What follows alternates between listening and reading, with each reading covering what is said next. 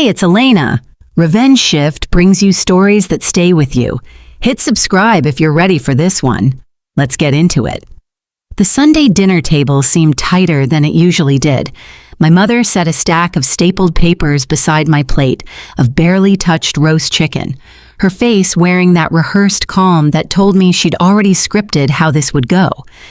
"We need you to sign the quitclaim," she said. "It's just paperwork. We already submitted the transfer to the county recorder 3 weeks back." I lifted the pages. My full name sat typed at the top. Morgan Elizabeth Castellano. Underneath it, the legal description of 2847 Maple Ridge Drive, my home. The 3-bedroom craftsman-style house I'd bought outright 4 years earlier at 28, once I'd finally saved enough to stop paying rent to someone else. "What transfer are you talking about?" My father kept his eyes glued to his phone. "The house belongs to Cody now. We sorted it out with the title company. Since you owe him money anyway, it made more sense to just hand over the asset directly." My brother Cody sat opposite me, picking at his cuticles. He was 32, 4 years my senior, and hadn't worked a job in over a year and a half. He still lived in my parents' basement and drove the Audi they'd co-signed for back in 2019, the same car he'd wrecked twice. "I don't owe Cody a cent," I said slowly. My mother's mouth tightened. "Morgan, you took $180,000 from him in 2018 for your down payment. He's waited long enough. He needs it now. He has plans." I studied the signature on page 4. It resembled mine. Almost. The capital M curved correctly. The tail on the O swept the right direction, but the pressure behind the strokes felt off somehow. "When exactly did I sign this?" "Last Christmas," my father said, finally glancing up, smiling. "You'd had 3 glasses of wine. Don't you remember? We were all in the living room and you said you wanted to make peace with Cody. I don't drink more than 1 glass, ever. I carry a genetic trait that makes alcohol metabolism slow and miserable for me. My parents have known this since I was 19 and spent an entire Thanksgiving locked in the bathroom after 2 beers. I grabbed my phone and pulled up my calendar. December 25th.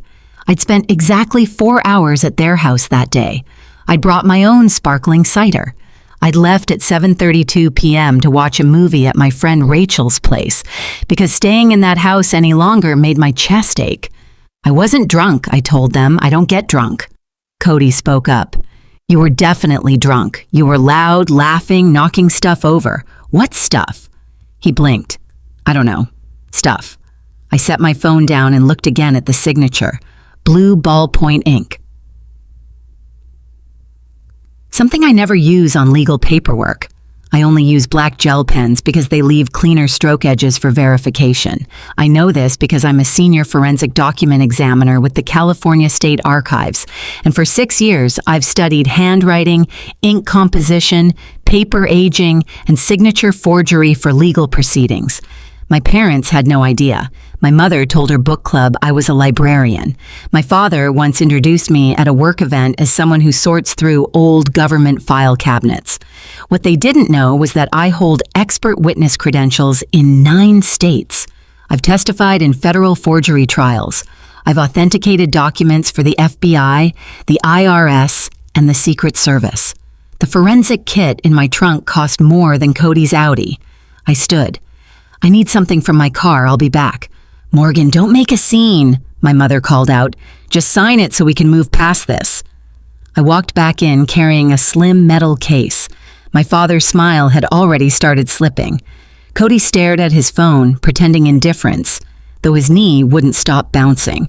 I set the case on the table and opened it, revealing my portable forensic equipment, a digital microscope with 1,000-power magnification, a spectral analysis wand, a pressure mapping stylus, ink dating chemicals, and comparison software on my tablet. "What is all that?" my mother asked. "My work equipment," I said. I photographed the signature under the microscope's camera and loaded it into my software. "I'm going to verify this signature right now. Give it 8 minutes. My father's expression hardened. "This is absurd. We wouldn't forge your signature. Then you won't mind waiting 8 minutes." I ran the first test, pressure mapping. A genuine signature carries consistent pressure shaped by muscle memory and natural rhythm. Forged signatures usually show excess pressure in spots where the forger concentrated too hard on matching the shape instead of writing naturally. The software flagged 17 pressure irregularities: red zones showing heavy pressure on upstrokes, blue zones where pressure suddenly dropped in places my real signature stays consistent. "Interesting," I said. "The pressure's off. Let's check the stroke pattern." Second test, directional analysis. My actual signature has small, unconscious shifts in stroke direction. This one showed hesitation points, spots where the writer paused mid-stroke to glance at a reference. The result appeared 94.7% probability of forgery. I looked up. My mother had gone white. My father gripped his glass hard enough to whiten his knuckles. "Here's what I've found," I said evenly. "Wrong pressure distribution on the M and the C. Hesitation marks at the stroke transitions, blue ballpoint ink, which I never use for anything official, and the slant sits 4.2 degrees off from my baseline." Cody's legs stopped moving. "But suppose I'm mistaken," I continued. "Let's run an ink age test." I dabbed a tiny amount of reagent onto the signature, barely visible, harmless to the page. It reacts with the ink's chemical makeup to estimate its age through oxidation. 3 minutes later, the reading came back, 4 to 6 weeks old. "This ink went onto the page 4 to 6 weeks ago," I said. "Not 8 months ago at Christmas." Nobody spoke. The kitchen clock ticked in the silence. "Now, about this $180,000 you say I owe Cody. I opened my banking app. I bought my house in February 2020. My down payment was $47,000, straight from savings I'd been building since 2016. I flipped through screenshots I'd prepared in advance because I'd known some version of this confrontation was coming, though I'd expected a request for cash, not an attempt to steal my house outright. I never took a loan from Cody. Actually, I have texts from 2019 where I offered him $5,000 toward an apartment deposit, and he called me condescending and said he didn't want my charity. I showed them the screen. My mother finally spoke. "Morgan, you're overreacting. We're a family. We can fix this." "You forged my signature on a property transfer," I said. "That's not a family spat. That's a felony." I turned to my father. "And you filed it with the county, which means filing a false instrument too. That's a separate charge entirely." His jaw locked. "You'd really turn on your own parents?" "I'm not turning on anyone. I'm stating facts." Cody finally lifted his head, his expression sharper now, colder. "You always acted better than us, with your fancy career and your house. Meanwhile, Mom and Dad actually need help, and you've never given them a dime." "What help?" I asked. "They own their house free and clear. Dad's pension covers everything. Mom's investments are solid.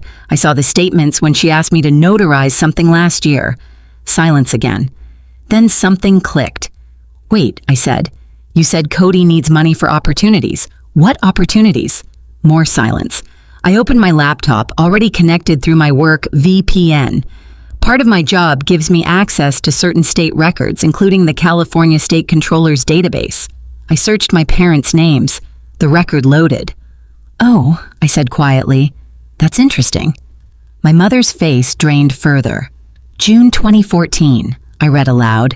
Patricia and Richard Castellano received a settlement of $180,000 from California's State Disability Insurance Fund. Claimant, Cody Michael Castellano. Reason, permanent partial disability, lower back, workplace injury. I looked at Cody. You received $180,000 from the state for your back. The payment went to Mom and Dad as your representative payees, since you were 24 and considered unable to manage it yourself." His face reddened. "And then," I went on, 3 years later, you worked 8 months as a furniture mover, which is odd, since your disability claim said you couldn't lift more than 15 pounds. I scrolled further. In 2019, you worked as a personal trainer at a CrossFit gym. Also odd, for someone with a permanent back disability. Everything was clicking into place. The $180,000 my parents had received as his payees. The exact figure they now claimed I owed him. The amount they wanted from my property. "You spent his settlement," I said to my parents. "All of it. And now he's caught on and he's threatening to report the misuse of those funds, which is fraud against the state, which means repaying the full amount plus penalties, plus possible criminal charges. My mother's hands trembled. So you invented a story where I owed that exact sum to Cody, meaning if he reported you, you could claim the debt had already been settled through me, and you forged my name to hand over my house as payment for a debt that was never real. My father's voice tightened. You don't understand what you're talking about. I work for the state, Dad. I understand exactly how representative payee fraud works. I've authenticated evidence in cases just like this one. I shut my laptop, and once fraud gets reported to the state controller, the investigation is automatic. No discretion involved. The system flags it and moves forward. I pulled one more item from my bag, a sealed, addressed envelope. This is a report to the state controller's office detailing the forged deed, the fabricated debt, and questions about the 2014 settlement funds. I wrote it 3 days ago, right after you invited me here to discuss Cody's so-called loan. I haven't mailed it yet. I wanted to see what you'd actually say to my face. My mother broke into tears, not quiet ones, but sharp, angry sobs. We're your parents. How could you do this to us? You tried to steal my house with a forged signature, I said. We had no other choice, my father snapped, slamming his palm on the table. Cody's going to report us regardless. He wants his money and doesn't care if we go to prison. If we hand over your house, at least he stays quiet. So you chose new fraud over facing consequences for the old fraud. Cody stood up. This is ridiculous. They're my parents too. They deserve protecting. Protecting from what? From repaying money they stole? It wasn't stolen. It was for my care. I lived there. They took care of me. The settlement had specific restrictions, I said. Medical costs, housing modifications, vocational training. Not vacations, car payments, and I glanced at my mother's wrist, Cartier watches. She covered it instinctively. I stood as well. Here's what happens next. You file a corrective deed with the county tomorrow morning, undoing the fraudulent transfer. You give me a signed affidavit confirming I never owed Cody or anyone else $180,000. And then you leave me alone. Or what? My father's tone turned sharp. Or I mail the report and attach my forensic findings as an expert witness and testify at your trial about the forgery, since I'm fully qualified to do so. I picked up my case. I've already made copies of everything. My lawyer has a set. So does a friend of mine in the FBI's white-collar crimes division. We went to grad school together. I headed for the door. Morgan, my mother's voice cracked. Please, we're family. I paused and turned. You know what I noticed analyzing that forged signature? You practiced it. There are hesitation marks where you kept checking a reference, meaning you had a real sample of my signature nearby, meaning this was planned. I looked at all 3 of them. This wasn't a panicked mistake. You sat down and rehearsed forging my name until it looked convincing. You researched the transfer process. You filed false paperwork with the government. You built an entire fake debt out of nothing. My voice stayed steady. I'd stopped shaking a long time ago. That's not family. That's coordinated fraud. And I don't make deals with people who forge my signature. I walked out. The corrective deed got filed that Tuesday morning. My attorney confirmed it by 11:47 a.m. Ownership was restored to my name by Wednesday afternoon. My parents also handed over the signed affidavit denying any debt. My lawyer kept the original, I kept copies. I never mailed the report to the state controller, but I didn't destroy it either. 3 weeks later, Cody filed his own complaint. Apparently, my parents' promise to pay him back hadn't included any actual plan to do so, and he'd finally realized it. The state opened an investigation automatically. An investigator called asking if I had information about my parents' finances from 2014 onward. I told the truth, limited involvement, but I could provide proof of one attempt to fraudulently claim I owed them $180,000.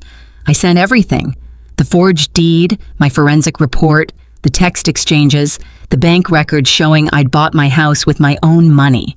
The investigator thanked me and said I likely wouldn't be contacted again unless needed for testimony. I said I'd be available. That was 6 months ago. Last week I got a wedding invitation. My cousin Andrea was getting married, and my parents' names were listed as hosts, meaning they'd be there. I didn't respond. Instead, I drove to the county recorder's office and confirmed for the 4th time that my house title was clean, solely mine. No liens, no forged transfers hiding anywhere in the system. Then I went home to my Craftsman house on Maple Ridge Drive. I brewed tea and sat on the back porch, looking over the garden I'd planted that spring. My phone buzzed. A message from my mother. "You're really skipping Andrea's wedding after everything we've done for you?" I deleted it without replying. My neighbor's cat wandered into the yard when I'd been feeding treats for 2 years, who now visited daily. He hopped onto the porch railing and blinked slowly at me. "Hey, Mango," I said. He purred. I thought about answering my mother, about explaining that everything they'd done for me included 18 years of unfavorable comparisons to Cody, dismissing my career as paper sorting and trying to steal my house with a forged signature. But explaining would mean they'd have to listen, and listening would mean caring about something beyond their own comfort. The investigation was still active. My attorney said cases like this typically ran 12 to 18 months. I should probably feel guilty. A good daughter would. Instead, I felt exactly what I'd felt analyzing that forgery and spotting the hesitation marks where they'd stopped to check their reference. Clarity. They'd sat at a table, probably that same dining table, and practiced forging my name over and over, comparing loops and curves against some document of mine they'd kept. My father holding the pen. My mother correcting, "No, the M needs more slant." Cody watching, nodding along. That wasn't a rash decision. That was a calculated betrayal, stealing my signature, my consent, my property, deliberately. And they assumed they'd get away with it because I was just a librarian who looked at old paper. Mango jumped down and brushed against my legs. My phone buzzed again. My mother. "You're destroying this family." I picked up my tea, took a sip, set it back down, then I typed one reply. "You forged my signature."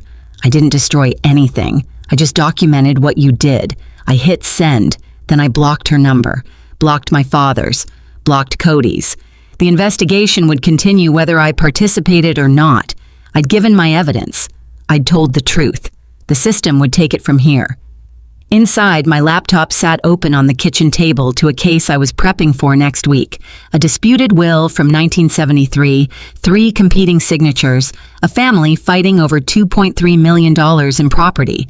I'd finish the analysis by Friday. I'd testify the following Monday, telling the court which signature was genuine, which were forged, and why I was certain, and what it meant for how the estate would be divided. It's what I do. I authenticate documents. I catch forgeries. I tell the truth the evidence points to. My family assumed that skill didn't matter, that I didn't matter. They were wrong. I finished my tea, went inside, sat down at my laptop.